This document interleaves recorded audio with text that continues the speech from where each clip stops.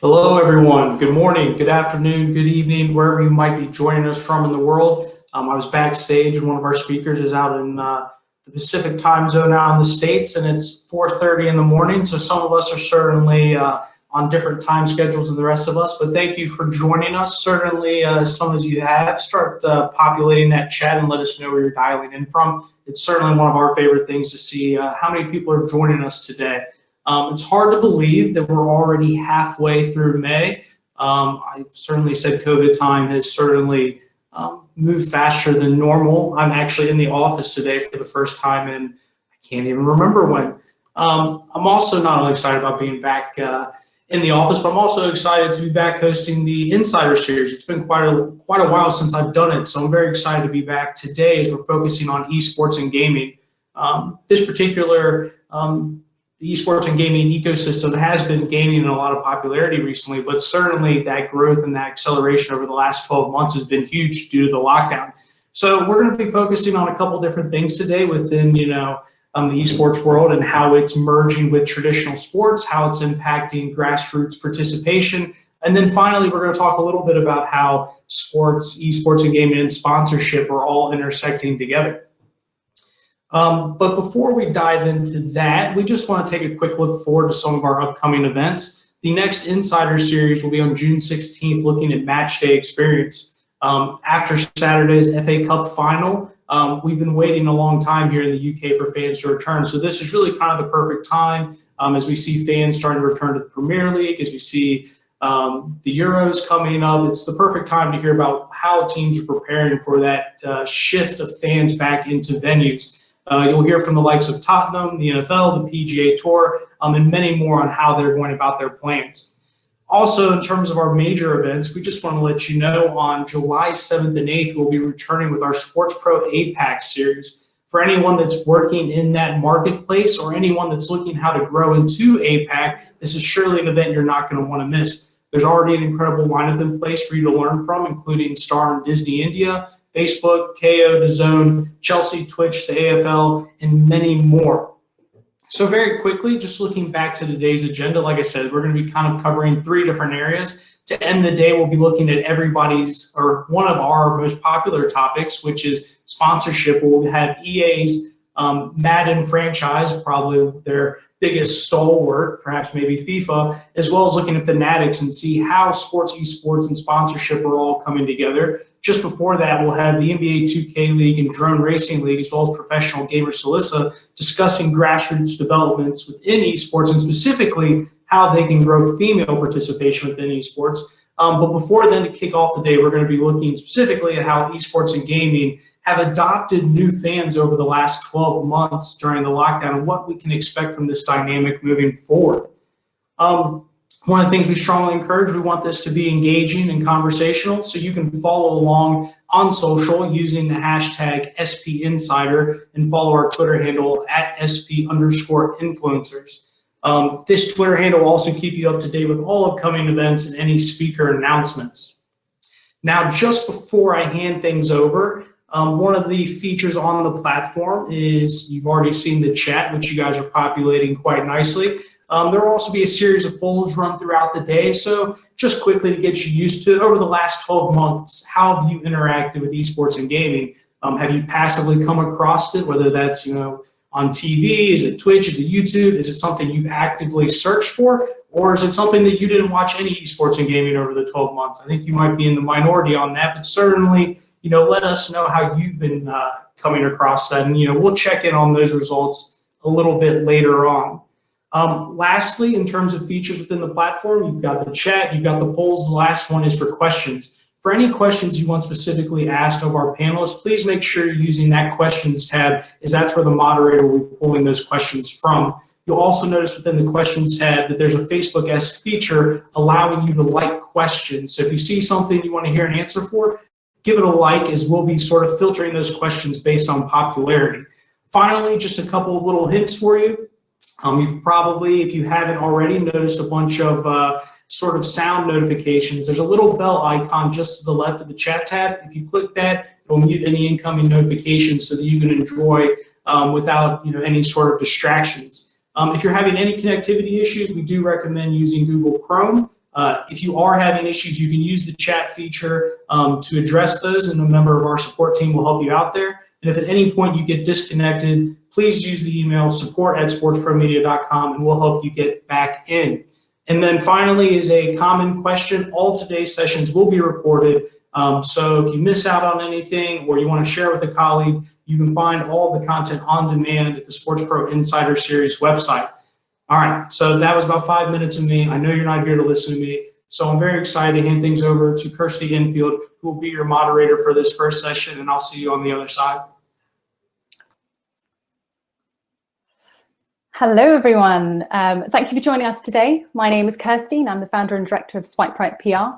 We're a global communications agency dedicated to esports and video games, and we look after some of the biggest brands in the industry, including Red Bull, Team Vitality, FACEIT, and more. In today's first panel, we'll be discussing the mainstream attention esports received at the height of the pandemic in 2020. Live events and all sports events were cancelled, and this led fans, athletes, and celebrities to turn to gaming, resulting in a significant impact in viewership and also global awareness surrounding the benefits of gaming. But as the world reopens, is this level of visibility here to stay? I'm joined today by Mikkel, the VP of Product Development at ESL, Michael, the CEO of Dignitas, and Russell, the General Manager and Head of Marketing and Commercial Growth for Wolves. Welcome, gentlemen.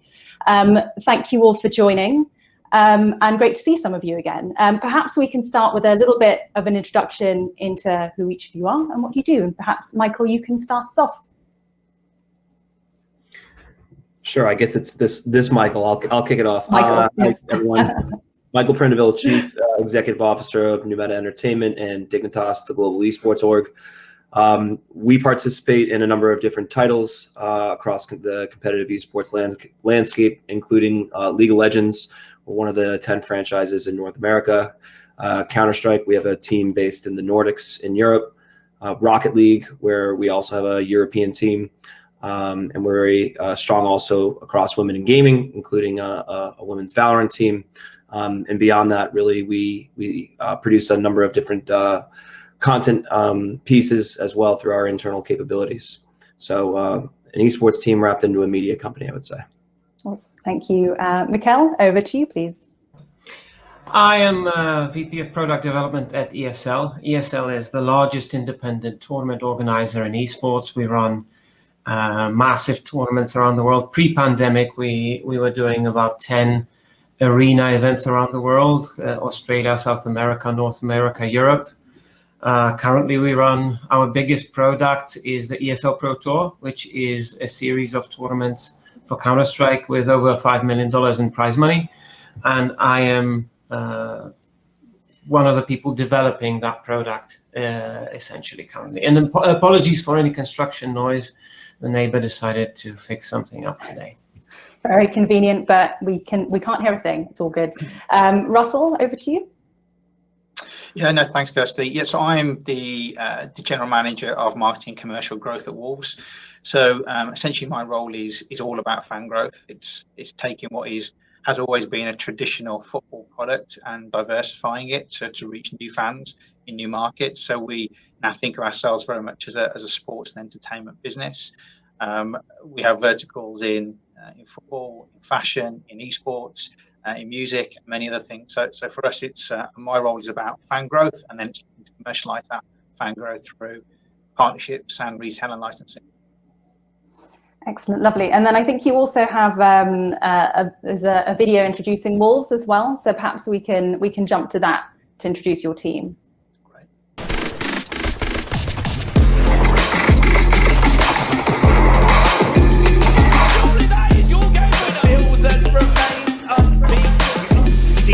The wisdom from Wolves. What a play this is. Rich Ronde is on fire.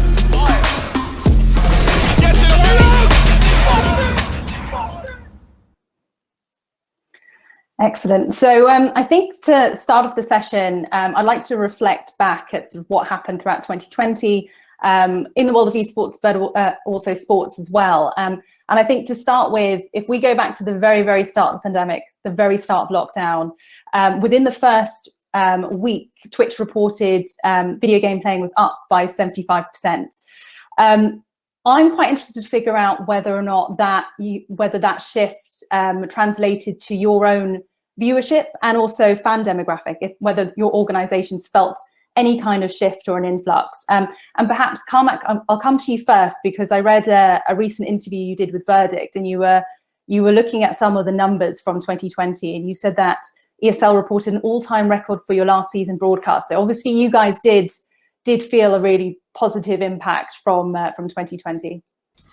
Well, that the first lockdowns at the pandemic coincided with sports leagues stopping entirely. So if you're into competitive sports entertainment on your television or any screen that you consume on, all you had to turn to was esports. So for us, the ESL Pro League was the first full kind of lockdown event that we were running after the first lockdowns, and the viewership consumption compared to the previous season literally tripled, and our group stage matches already beat the records of the playoffs matches set in the previous season. So definitely a much higher viewership.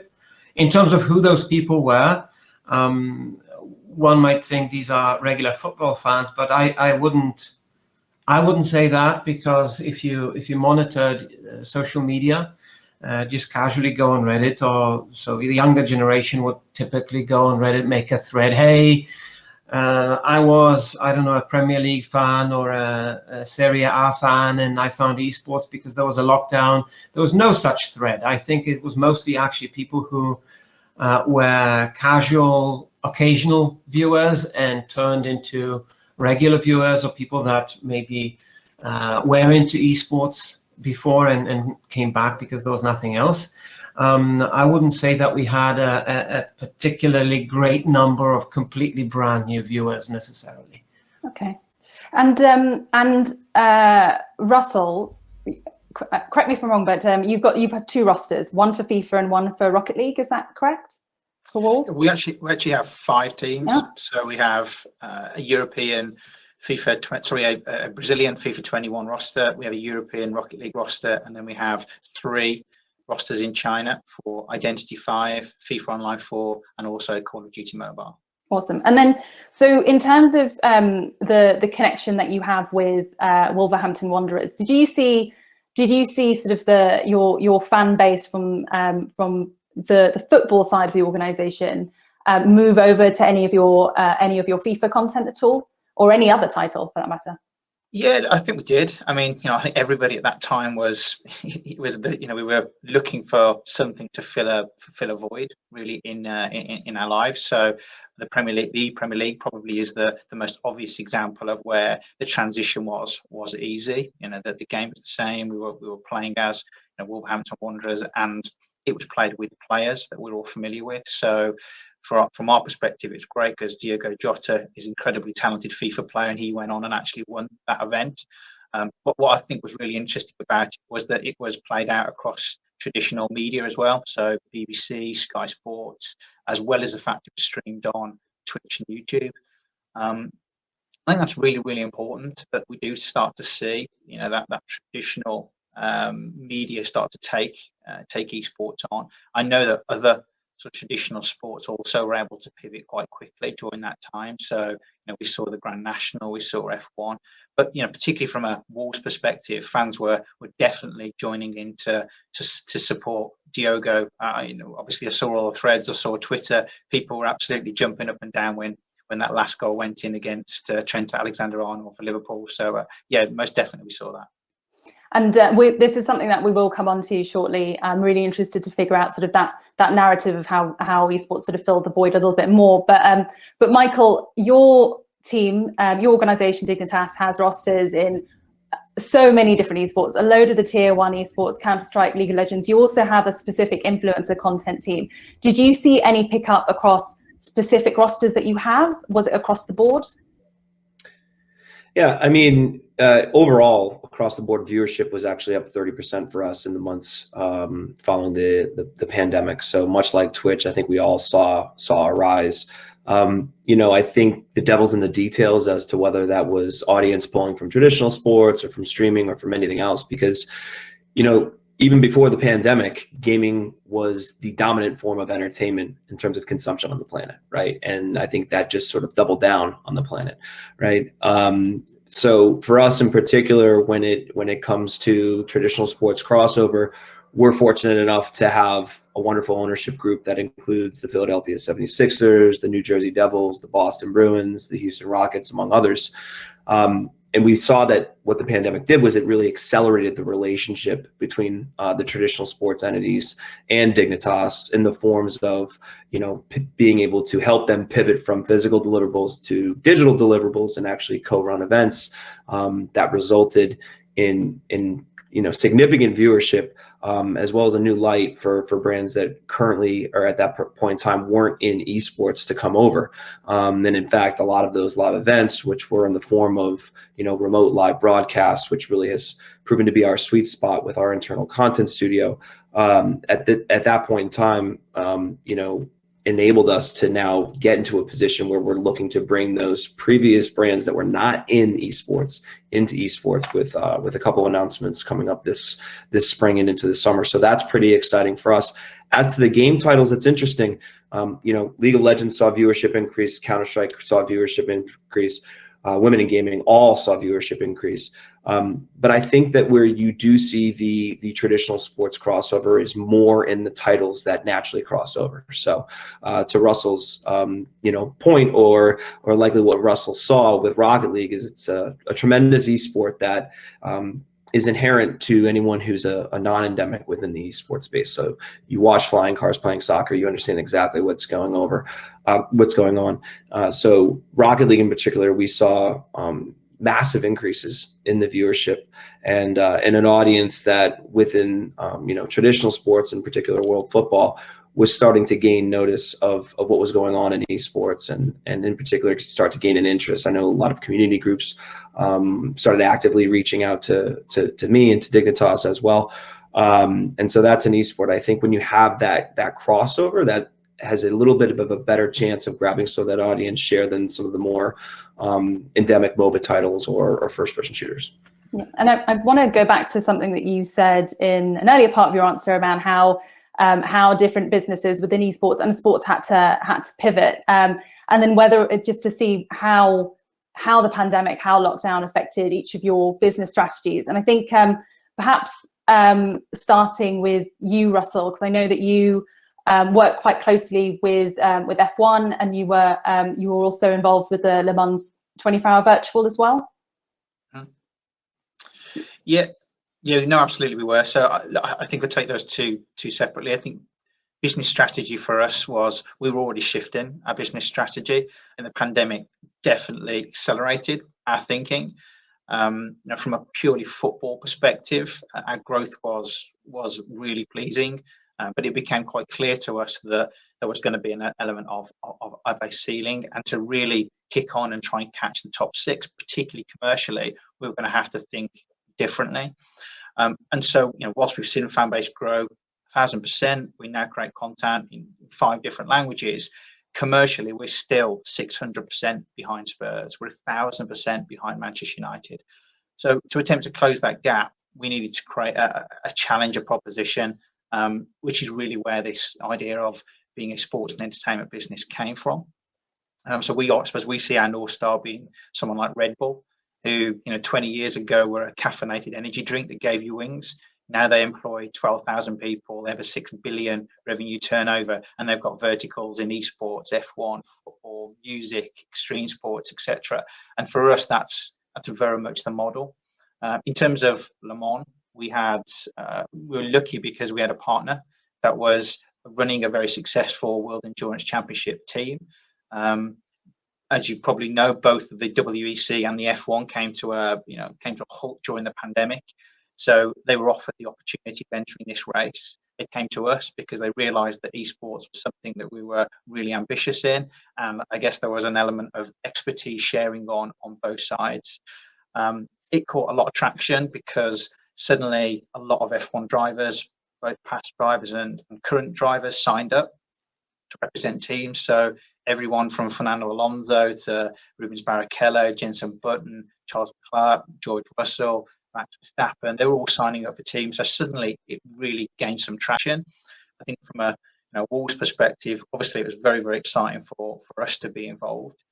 The event itself had a huge reach. I believe it reached an audience of 14.2 million and was broadcast in 57 countries. So for us, it's the start of our journey into sim racing, and there's a project certainly to come that we're very excited about in the near future. I think you might have a sort of clip of that, Kirsty, that gives a bit of colour really on what that looked like. Yeah, we do. And to give, I think to give everyone watching at home or in the office, I suppose a little bit more visibility on what a sim racing event looks like.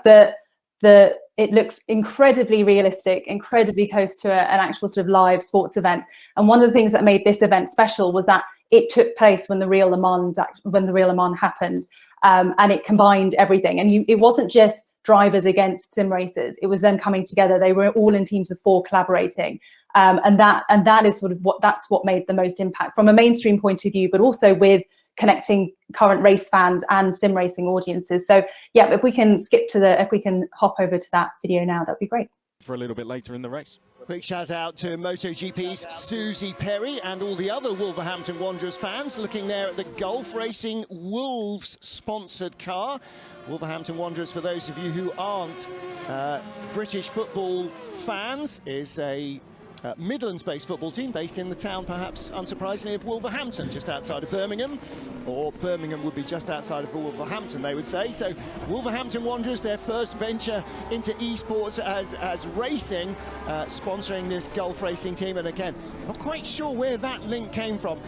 Your sponsor is always somebody you know knows. So it's either a fan thing or something within the team, somebody within the team or the drivers is a bit of a Wolves fan. But that car, the 86 car, rising up the order now. They're now up to 7th position.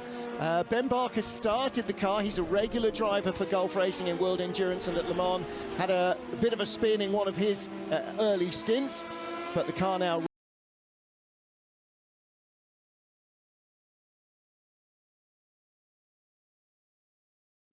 I'm muted. So sorry, I just wanted to, I suppose, just to recap on that clip. I'm incredibly biased when it comes to a sim racing event. I just think the realism, the professionalism, the technical capabilities behind what a simulation game can offer is fantastic. And that there just sort of really showcased sort of how professional an esports event can sound. And then Mikkel, I'll come to you next, just because I'd like to understand sort of how you had to pivot from a production point of view. And, it's a very different situation doing something that's LAN or offline based versus a live event. And creating the volume of content that you guys produced last year is no mean feat. So how did you guys have to sort of combat the challenges that came with lockdown? So it was very, very difficult. Luckily, if you work in esports long enough, you know that being able to pivot and change direction very, very quickly and change your entire plan because your world is suddenly upside down, that is a thing that we've been, let's say, institutionally used to. But from one day to another, we had to cancel the ESL Pro League, which was supposed to take place in Malta. We had a ton of our equipment in Malta already.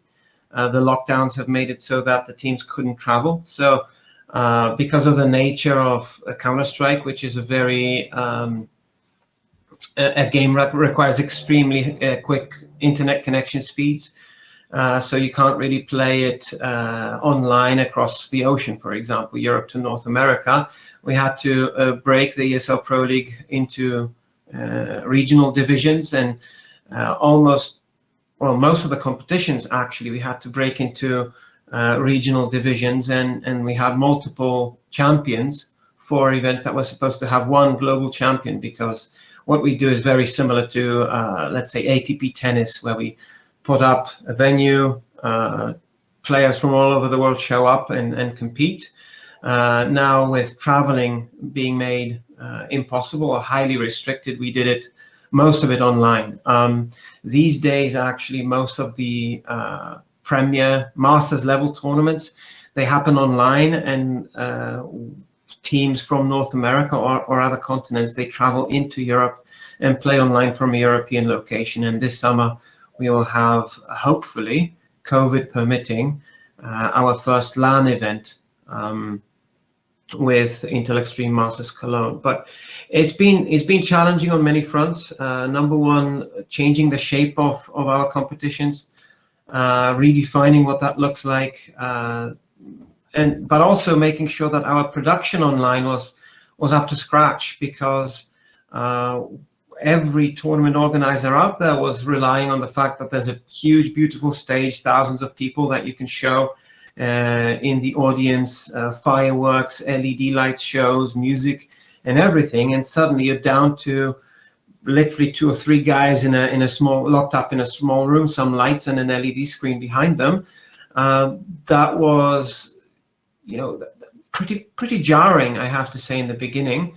And we had to rediscover how to do things online, because obviously esports has started completely online and went to major arenas, and we kind of forgot how to do it well, if you will, and we needed to rediscover it. And now, if you compare our events from 1 year ago online to the current ones, where we have all the players on camera, 3D virtual studios, augmented reality, virtual reality, everything,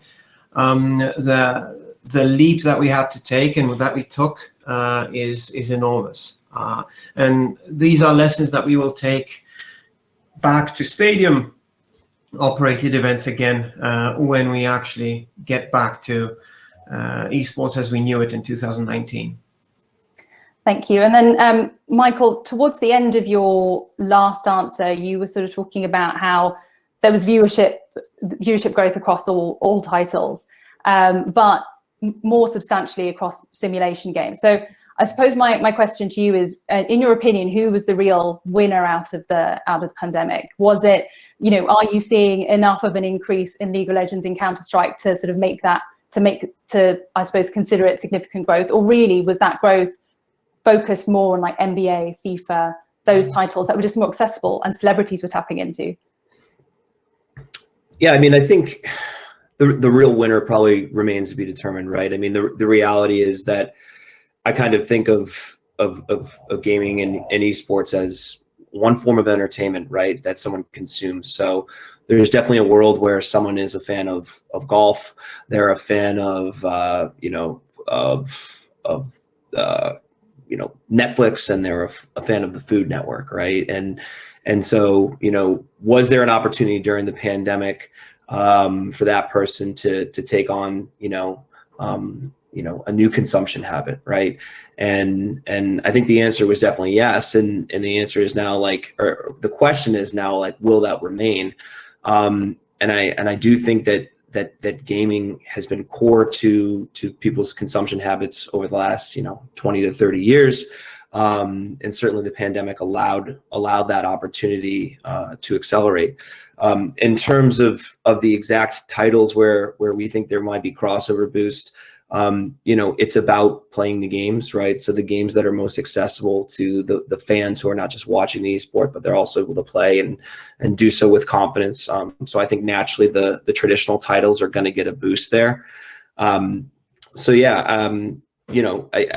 But this was something that even going into the pandemic, gaming, massive consumption habit of many fans. So I think if anything, it sort of nudged its way in and found its place. But we'll continue to see how that crossover works going forward. And then, and sticking with you, do you think the pandemic offered sort of newfound credibility to esports, just considering all the mainstream attention, that entire narrative around esports sort of filling the void for sports? Listen, I think it comes down to culture, to be honest with you, right? And what we've seen over the last 10 to 20 years is people have always been gaming. They've always been, and 10 years ago, 15 years ago, the rise of competition within gaming became important, but it didn't touch everyone. I think what there was a moment last year where folks who maybe played NBA 2K, loved NBA 2K, suddenly realized there was an esports league that they could watch as well. And whether they stay or whether they and continue to consume those esports, is going to depend on the marketing and accessibility and engagement around those leagues. For us, the culture was able to sort of integrate with through key partners. So by way of example, right, like Verizon's one of our crown jewels in terms of a partner.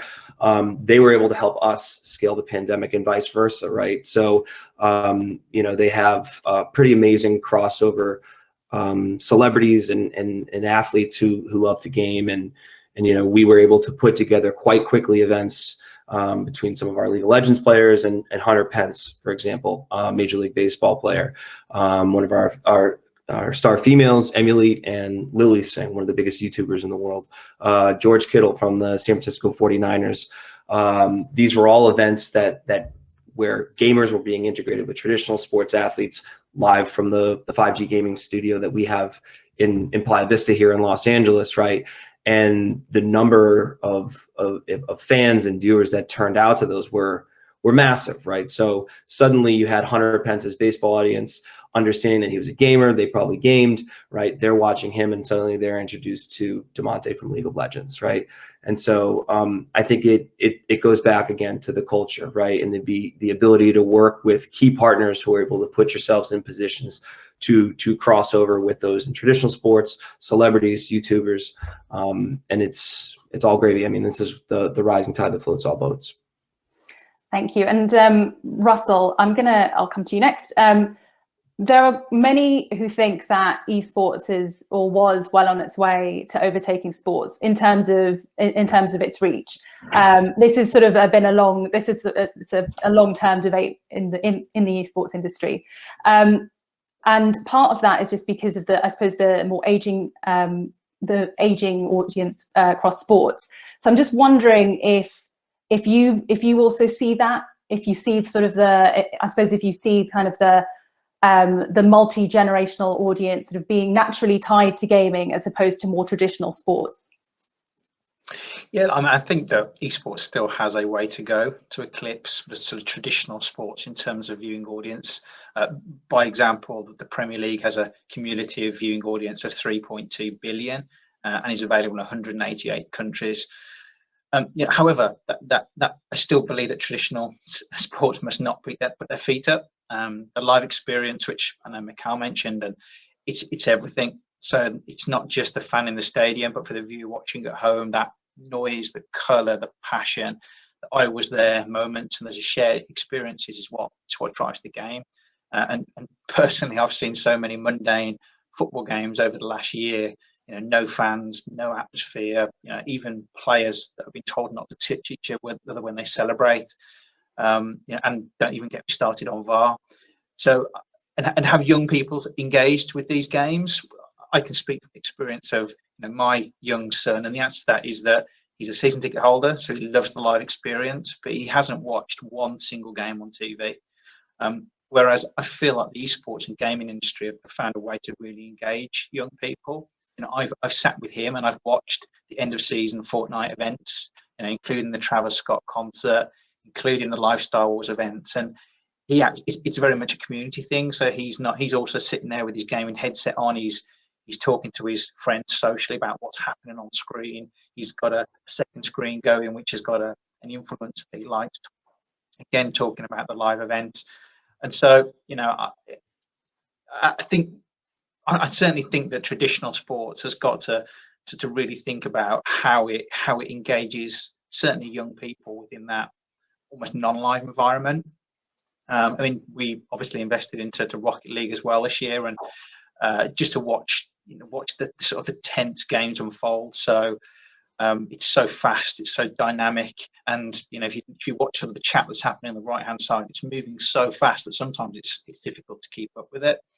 I think you've got a little clip that I think is quite nice to show, which is around our Rocket League team, and this particular clip is actually taken from at the regional event. It was actually the last 16, and it was Wolves were playing against Top Blokes. We were 2-0 down in a best of 5 series, and we were down 1-0 in this particular game. So if we lose this game, we're out. And Rix, who's the team captain, scores a last-second goal to take the match into overtime. We then go on to win. this game and complete a reverse sweep on top blokes. And I think in the clip you'll show is actually a soundtrack over it from the Wolfpack Howlers, who are the Wolves in-house band. So I think what I'm saying here is that the traditional sports still, I believe, have a huge viewing audience, but they need to be constantly working and because esports is catching up fast, and from my perspective, it's far more engaging from a young audience at the moment. But again, don't know if you've got that clip, Kirsty. We do. Yes, I feel like you've included a few spoilers already for us. But yeah, let's hop to the clip. Down to 10 seconds left. Wolves have put up their best fight here in Game 3. Oli and Archie get tangled up for a moment. 3 seconds left. Oli to Rick Strande! Super Rixie saves the Wolves! Super Rixie, you make a saving. Ayo, for Rick Strande. En als ze scoren, dan laat hem ons horen. Ayo, for Rick Strande. Super Rixie, you make a saving. Ayo, for Rick Strande. Excellent. I think that's a really good segue into sort of the next section of my questions, really, which is the long-term impact. And I think you mentioned about sort of having to pivot more for online catering to online audiences. But now that live events are happening, the world's opening up, I think a lot is about to change yet again. So I think to start with, we've talked a lot about growth. We talked a lot about the positive impacts that the pandemic had on esports, but there were a few downsides. There was certainly a reduction of sponsorship for certain organizations, certain events and tournament organizers as well. And then there was also, I suppose it's just the idea of whether or not that influx of numbers, it has made something that's almost unsustainable for the future as well. So maybe, Mikhail, could we jump to you first, and perhaps you could sort of talk us through kind of what were the downsides? Were there any from your point of view? Well, we all talk about how much of a winner esports has been relative to sports in the pandemic, but overall, broadly speaking, we're all losers here. I don't think any one of us is particularly happy that we had to stay home and that all of us had to stay home and be separated from fans, be it football fans or Dignitas fans or general Counter-Strike fans. In terms of sponsorships, it wasn't all bad for us specifically.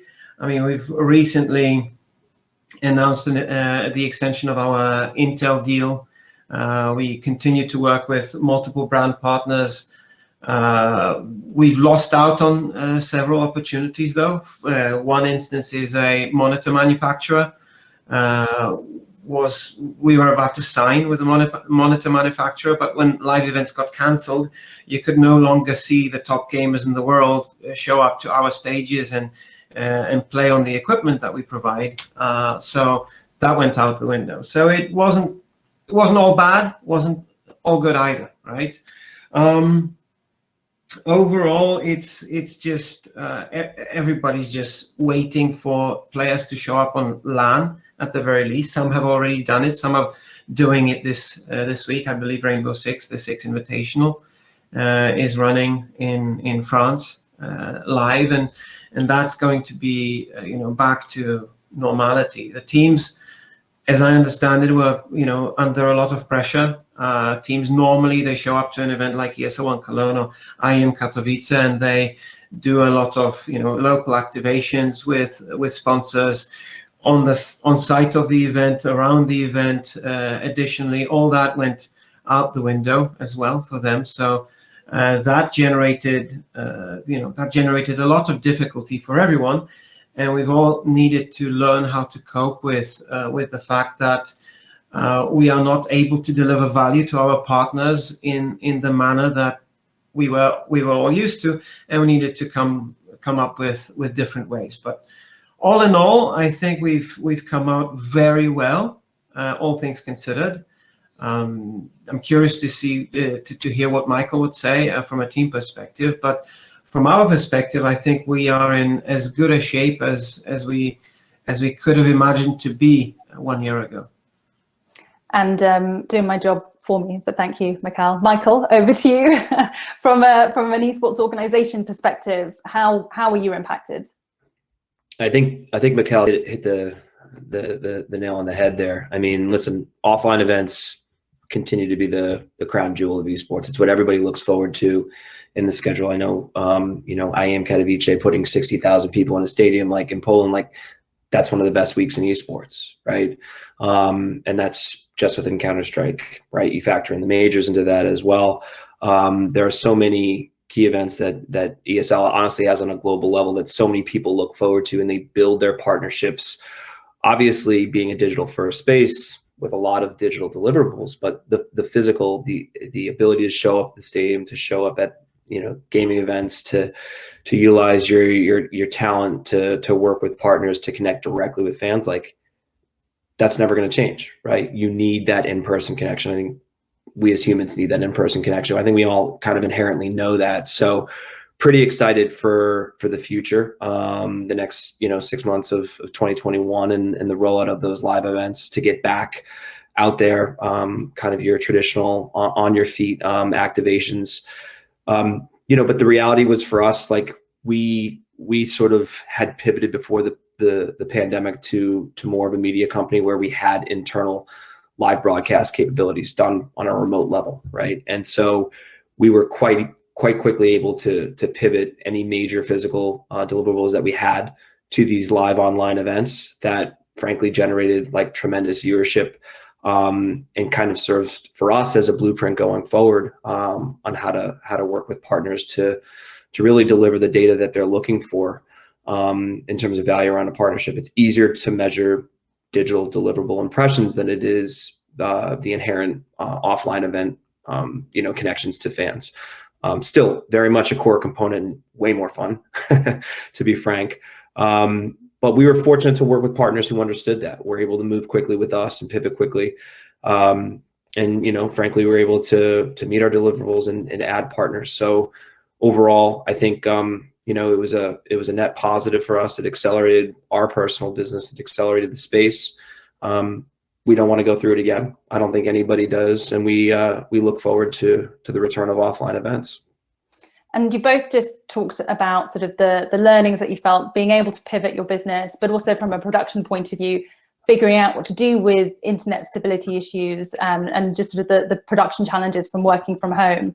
Do you think, all of those learnings, that's still going to be incredibly important moving forward? Do you think that there is still so much from that sports can learn? And there's a load of takeaways that actually, even now, even with live events coming back, there should be that online element that sports should take away from what we've learned over the last year. And maybe Russell, I'll come to you first. Oh, you're muted.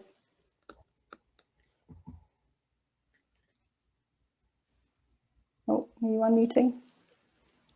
Sorry, Kirsty, I just lost that little bit at the end of the question. No problem. It was just to do with, I suppose, the learnings that we felt from the last year and whether or not sports should be able to take away from that and actually sort of think about what we did to manage online events during the pandemic for their future content. Do you think that there's any learnings from a traditional sports point of view? I think there's lots of learnings from a traditional sports perspective. I think I probably talked about it a little bit earlier, that what I've seen esports and certainly the gaming industry do is really engage young people. And I still feel that whilst the audience might be huge in terms of traditional football, they aren't capturing the imagination of a young audience. They do exist on platforms, but they're just not quite capturing that imagination. So I suppose as a 40-year-old man, I'm quite happy to listen to Roy Keane and Micah Richards, two ex-players, talk about and analyse football. But is that going to resonate with a young fan? No, it's just not going to. So, for me, it's all about that. It's about kind of traditional sports, probably just drawing a line in the sand and thinking about how do we engage, particularly from a digital perspective. I think the live experience is different. And I know, sort of, as I say, Mikhail talked about it. And so did Michael. It's under the lights. It's live. It's passion. It's tribal. It's exciting, and that I think works for both. But certainly the digital side, I think traditional sports need to up their game to a certain degree to make sure they're engaging young people as well as their traditional audience that will absolutely always stick with them. And I'm conscious of the time, and I want to jump to audience questions in a moment. But I think just looking forward, we're all hopefully very soon returning to normality. Everything's going to open up again. Touch wood. Can esports hold sports fans' attention still? Is there going to be some kind of long-term gain? And Mikhail, I'll come to you first. Well, I think actually when you look at it, I don't think we are particularly holding a lot of sports fans in general. I think whoever enjoyed Counter-Strike before the pandemic still is following Counter-Strike, and whoever didn't become suddenly a convert. Again, anecdotally, I can't. It's very difficult to measure how many soccer fans we've stolen over the last year, or hockey fans, or anything like that. It's very difficult to measure other than through anecdotal evidence. But anecdotally, I don't see any conversations of, hey, I'm new here, I absolutely enjoyed what I watched and sharing it with you. Tell me which event to go next to. I didn't see too much of that. So however, I do feel like in terms of audiences, I think sports needs to figure out how to attract the audiences that we are stealing from them, simply because of esports is more accessible, right? I live in Poland, a country where half of the time the weather is bad, and it's actually a way bigger hassle to go out, take a ball and play than it is to launch any video game and play online against people from all over the planet. That's number one. Number two, famously recently, the controversial Real Madrid president Florentino Perez said that the football audience is failing, or football is failing to attract the younger audiences. There's one elephant in the room nobody's talking about, which is all esports is free on Twitch or YouTube or wherever for consumption. Everything. If you want to have high quality football, you're paying for it some way, cable, bundle, pay TV, whatever it might be. So you have a hyper popular, expensive product versus a rapidly growing free product, right? That is also needs to be taken into account, that esports has a zero cost threshold to enter as a viewer. Excellent. And Michael, over to you. I'd be great to hear from a team perspective whether or not you think you'll be able to maintain that audience growth that you felt. Yeah, and I apologize if you hear my dog snoring in the background. I promise it wasn't in response to what Mikhail just said, and which, by the way, again, I agree with. Right, I don't actually think, and I haven't seen all the statistics that say, like, I used to watch baseball, now I watch Counter-Strike. Don't think that's really what's happening here, right? I think it's more of a realization. The esports audience has always been incredibly strong. Gaming and esports audience, arguably the widest demographic covered in entertainment. I think that's like the bottom line here. People talk about, esports targeting Gen Z and millennials. It's way wider than that, right? It's from 10 to 50 years old. Find me a traditional sport, perhaps aside from world football, right, that covers that span of an audience, right? So what you're seeing is traditional sports is aging up, they're growing up, right? And they need to figure out a way to engage a younger fan base. And so they're looking to a similar form of competition, broadly entertainment, to do that. And I think there are smart ways to do that. There are ways through, whether it's esports or content creators in gaming, to ensure that, hey, if I'm Russell and I'm Wolves and I'm, a 40-year-old guy, how do I get to that 40-year-old guy's 10-year-old kid, right? And if Rocket League is the connective tissue that allows them to engage with Wolves through Rocket League, that then allows that kid to be interested in coming in the stadium for Wolverhampton, then they've solved it, right? And so, but I think it's broader than just traditional sports. I think it's traditional media is looking for this as well. Any traditional media company needs to focus on how to get younger. So they're looking at that wide demo within gaming and esports and figuring out what's the piece there that can provide the connective tissue to continue to lead them into our form of entertainment, right? So for us, again, like this has been an incredibly difficult year for anybody, but I think that esports has risen to prominence. People understand how broad and how strong the viewership is, and also the flexibility around gaming and esports, right? It doesn't always have to be, hey, can I sell my Rocket League team to this audience? It can be, hey, I have one of the best content creators in the world in Star Smitten. How can we utilize her to find entertaining content that can work to help, you know, sort of draft off of and build the audience of a partner or a brand that's looking to maintain its youth. So I think that's really the power of gaming and esports is sort of the broadness of the entertainment form, and how you can utilize that to potentially interest a brand or some other type of entity in sports and entertainment that is really looking to engage the younger audience. Fantastic. And we only have a few minutes left, so enough of my questions. I'm going to jump to audience questions. And the first one is actually for Russell. What were the best strategic decisions you made to grow your esports arm in China? Well, I think there's a couple of parts to that. Firstly, Wolves are not, as a football club, that well known in China. So as a result of that, it enabled us to be more braver with our strategy in terms of how we went out there and told our story. And we actually told our story primarily through fashion and through esports. So we invested in 3 esports teams. We now have over 500,000 followers in China. And I think what's really interesting is the real acceleration of competitive mobile esports in China. And so we have teams in Call of Duty Mobile, Identity 5. And again, just in terms of pure stats, there's 650 million active mobile gamers in China. And to give that context, that's 10 times more than the entire UK population and twice the population of the US. So that market in China is growing so fast. We also have a chairman at Wolves. Our owners are Fosense. They're a Chinese company. He comes from a gaming background, so that's obviously helpful for us because he really gets esports. He understands the power that he can have to help us grow our fan base. And he's talking to me about how gaming is actually becoming part of culture in China. And his example to me, which blew my mind a little bit, was that at a sort of a recent business meeting, before they sat down and had lunch, they actually both pulled their mobiles up and actually had a game of Identity 5 against each other as part of this kind of social interaction before lunch, which I thought was really, really fascinating culturally. So yeah, China's a real key area for us to develop our esports. Excellent, thank you. And then the next question is, what is the legal framework for esports? And this is open to everyone, but Mikhail, I'll probably turn this one to you. Are there any governing bodies, legal frameworks? Are esports clubs considered a sports club in terms of player contracts, gambling laws, etc.?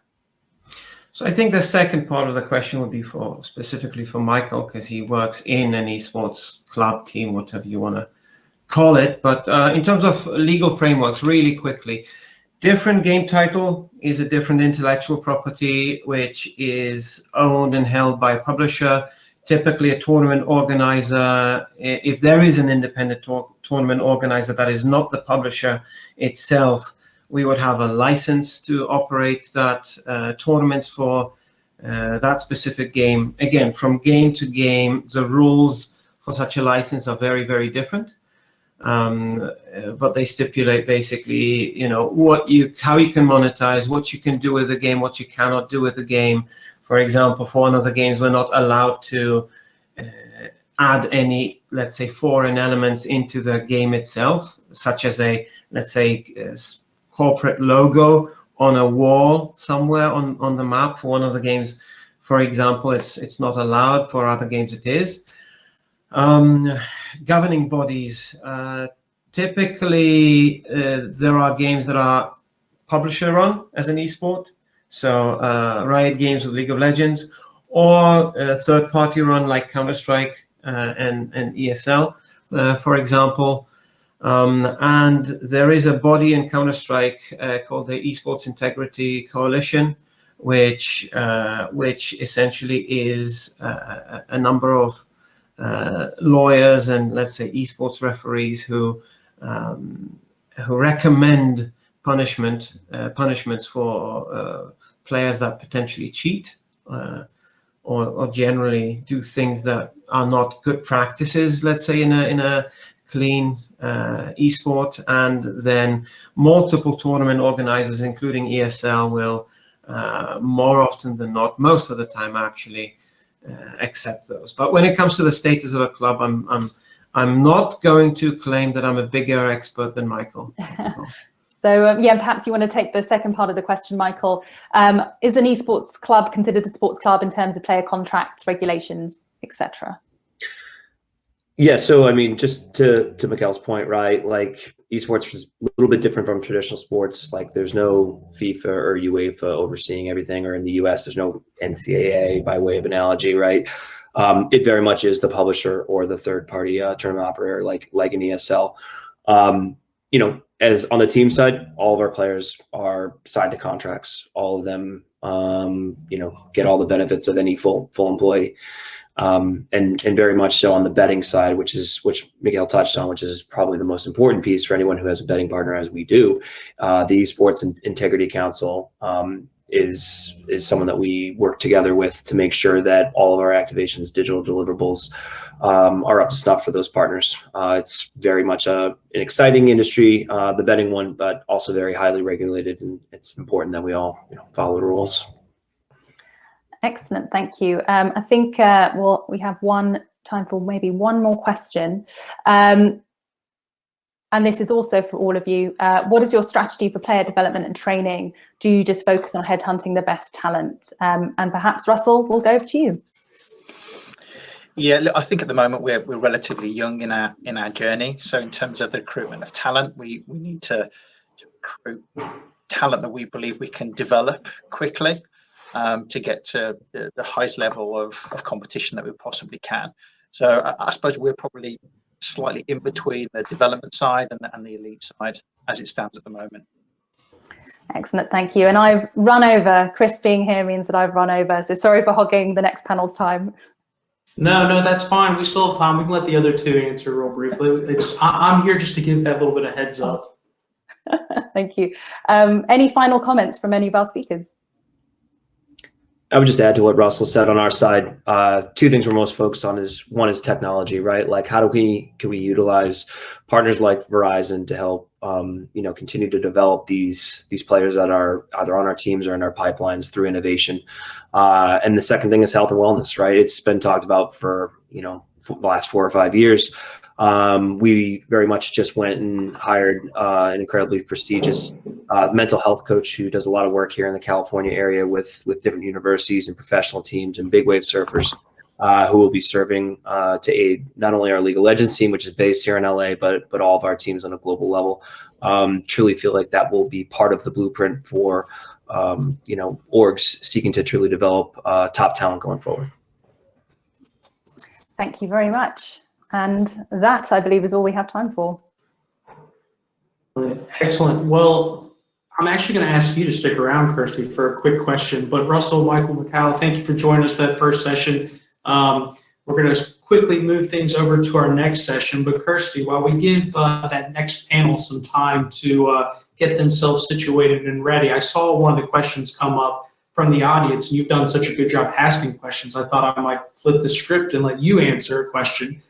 But really briefly, you know, just a quick, you know, top line answer. You know, what are your thoughts on, you know, the IOC's recent decision to incorporate esports into, you know, sort of their virtual series moving forward? You know, what do you think that means for the esports and gaming world? You know, how excited does that make you? And I appreciate some of that is, you know, the Pelotons and the Zwifts of the world. It's not that traditional esports, but it's a step in the right direction. Just curious, you know, give you a moment to talk a little bit about the industry. Yeah, so I'm incredibly swayed by my clients. So most of them would typically say that, you know, we don't need to be part of the Olympics. We don't need to sort of be considered a sport or even be called an esport. We are something completely different in our own right. In terms of the attention that it can give us, there are so many positives, and being aligned with different athletes and sports that, you know, everyone else in the world understands, I think it is actually a good thing. So from a comms perspective, in terms of what I do, I feel that it can be quite helpful in terms of our story. Whether or not we need that to be the case is a very different conversation. And I think just because of the way that we operate, and we are very, very unique in what we do, we don't necessarily need it. But you know, from my point of view, it is what's the harm. We work with Red Bull really closely. Their sort of bread and butter was in extreme sports, and then suddenly they started moving into esports, and that segue has been fantastic for them. And I think the connection of how they utilize their athletes on both sides really, really strong. So, you know, again, I see there being lots of crossover. I see lots of positives. So from my point of view, it's a good thing. And I think, you know, it'll be a nice thing to be involved, provided it's done in the right way, and with the right, I suppose, with the right organizers and the right understanding in terms of what we do. Because again, it's very unique. It's not one game fits all. Awesome. Thank you, Kirsty. Well, it looks like our next panel is here and ready, but, you know, I wanted to give you that opportunity. Like I said, you did such a great job leading the session. I wanted to give you some highlights.